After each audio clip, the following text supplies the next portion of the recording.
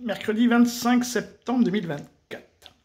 Bon, donc après avoir fait la première partie, Macron et la Russie, la deuxième partie, Macron et Israël. Enfin, Israël, Gaza, le Liban et tout ça. Bon, il est moins virulent, mais quand même, hein, il nous annonce des temps difficiles, on va dire ça comme ça. Pour autant, la guerre qu'Israël mène à Gaza n'a que trop duré. Les dizaines de milliers de victimes civiles palestiniennes n'ont aucune justification, aucune explication. Trop d'innocents sont morts, et nous portons aussi leur deuil. Et ces morts sont eux aussi un scandale pour l'humanité, et une source dangereuse de haine, de ressentiment, qui menace et qui menacera la sécurité de tous, dont celle d'Israël demain.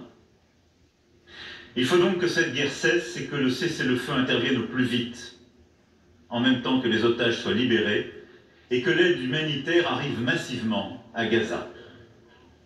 Cette position, nous la tenons depuis octobre 2023.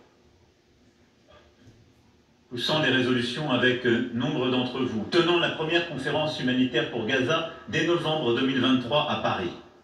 C'est aujourd'hui une question de volonté politique. Au vu de la destruction des capacités militaires du Hamas, il est impératif qu'une nouvelle phase s'ouvre à Gaza, que les armes se taisent, que les humanitaires reviennent, que les populations civiles enfin soient protégées. La France participera à toute initiative qui sauvera des vies et qui permettra d'assurer la sécurité de tous. Le déploiement d'une mission internationale doit ouvrir la voie à la mise en œuvre de la solution des deux États.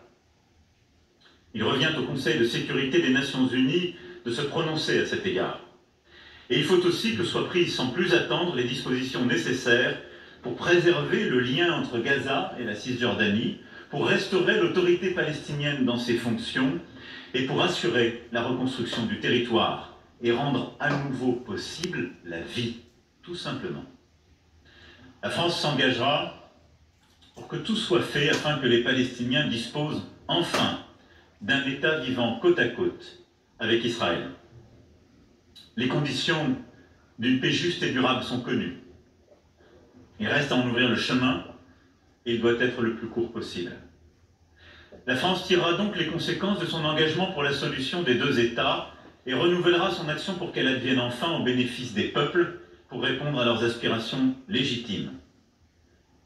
Faire advenir un État palestinien, donner toutes les garanties nécessaires à Israël pour sa sécurité, bâtir des reconnaissances réciproques et des garanties de sécurité communes pour tous dans la région. Nous y travaillerons au cours des prochaines semaines avec Israéliens et Palestiniens comme avec tous nos partenaires régionaux et internationaux. Et dans l'immédiat... Bon, quand on écoute ce qu'il raconte, on sait quand on connaît le statut d'Israël, c'est pas possible deux États l'un à côté de l'autre, donc c'est du cinéma.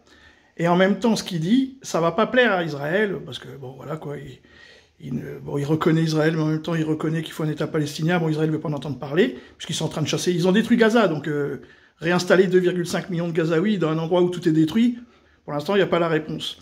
Donc, du coup, vu ce qu'il vient de dire, je pense qu'il va falloir s'attendre à des, comment dire, à des troubles sociaux dans notre pays. Pour ceux qui comprennent. Salut les amis!